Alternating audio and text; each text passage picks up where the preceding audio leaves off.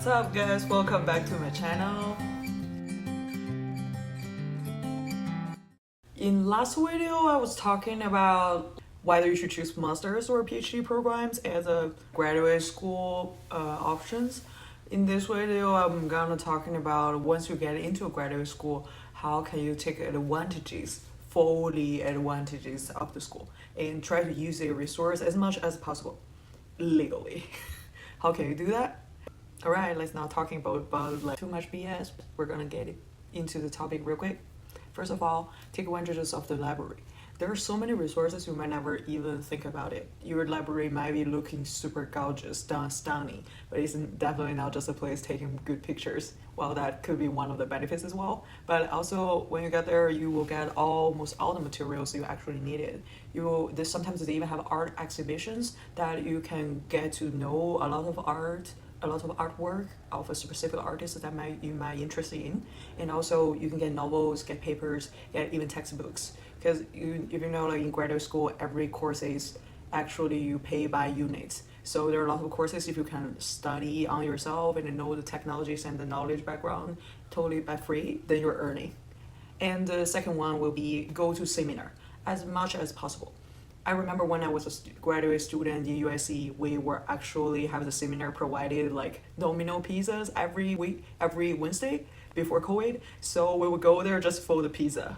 But that was actually really good seminars. That's a lot of PhD students from their third years. They were actually getting prepared for their defense. So they were actually going there, trying to describe their project, and you are also got to know like what is the students of your similar age, what type of or at the similar stage of your career, what type of research they were actually doing. So free pizza plus free knowledge. So definitely go to those seminars.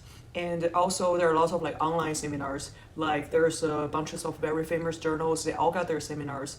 I remember as an international student when I first came to the US, I feel it's a huge pressure to understand every teacher's, like they make out their accents because they all could from like all over the world. Especially like in LA, it's totally a melting pot. You can see people from all over the world, so it's very hard to understand their English, and I feel it's very like some people may speak like very fast, or they're mumbling, or just that my English was not that good. But it's something really saved me and get me more into my field. It was actually during the COVID. My PI back then introduced us to get to know. I think there is a seminar called Blood and Bone. So it was hosted by bunches of Ivy League schools. They invited the different scholars or professors from all over the country, or even from other countries came to give people like a virtual presentation about their project or related to bone cancer and leukemia. So I actually learned a lot more about leukemia, about the project I was doing back then, just through the seminars. So I'm definitely gonna say the seminars are super important at that point. And they're totally free. You can literally see the streaming. You can just see the streaming, the live show on YouTube. Most of the time, you just need like somebody share you with the link. And then you will totally get this open resource. And the third one I was talking about is gonna be those company lunch.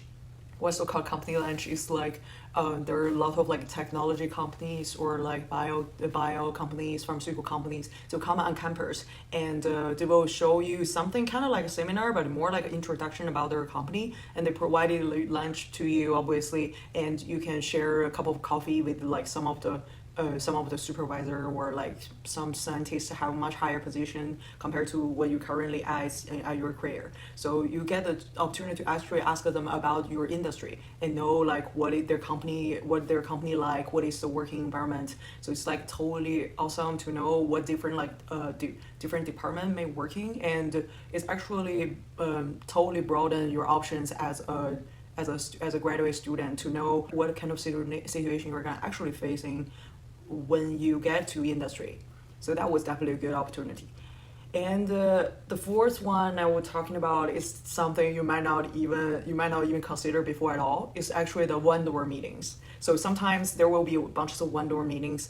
If you're doing research, you know there are like some bunches of some big companies called VWR or Thermo Fisher or Takara, something like that. They will host their they will host it as bunches of like those one-door meeting or one-door fire.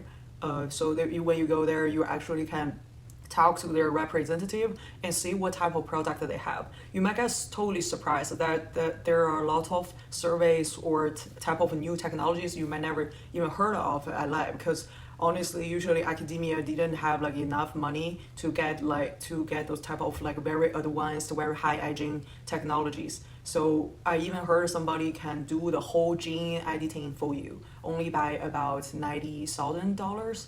So it's actually not a bad deal if you're thinking about the bigger picture, because they will do it very efficiently, and also they will make sure that actually this type of like knocking down or knocking out works pretty well. So I also heard about that like for the very first time when I went to the one-door meeting. So I definitely recommend you to go to the one-door meeting if you've never been there.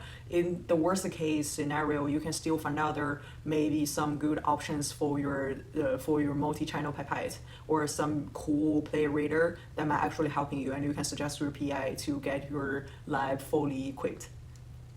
And the fourth one I was talking about is some socializing activities.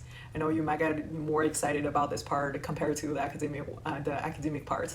So there will be bunches of different activities will be hosted by the usually by type of thing called PGA, which was at least in USC that was what we have is a postgraduate school association. So like they usually will host a bunches of like activities like painting night, like you guys will can kind of like during the Halloween time you can paint like a pumpkin together, or they will actually hire some type of like a painting teacher and teach you how to draw a painting just based on like simple dots, but it's like super cool, super chill. You actually get to enjoy more of your graduate school life, and also it's a good opportunity to socialize with people. And except for painting classes, they also sometimes have other activities like dog petting.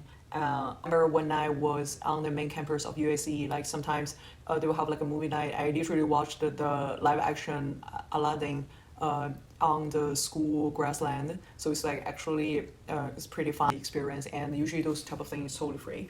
And also one time I remember me and my friends we made a gingerbread house together. It's also like kind of cool activity and got to know the culture in America more. And the sixth one I was talking about will be Career Fire, and the Career Fire is like they hosted a lot of those, and there were people actually HR came on site and will ask you a bunch of questions, and you can also give them your resume and talk about what actually the positions you're looking for is, was actually get you more prepared for your future job hunting. But I personally never been to a job fair. I usually just apply on LinkedIn, but I've heard about like a lot of people actually take these good opportunities and go to job fair, and then you build up your own social network already even before you graduated. So like that's definitely a cool thing that you actually, if you're like a people person, it's definitely a good opportunity for you to show a good impression on a lot of those like recruiters, so they will remember you, put your files into their folder, and then later when they have like a specific position open, they're definitely gonna think about you. I know a lot of students that like they don't want to do PhD after masters, they were actually very active at those job fair. It's literally the very close contact with actual recruiters, which is an awesome opportunity for students.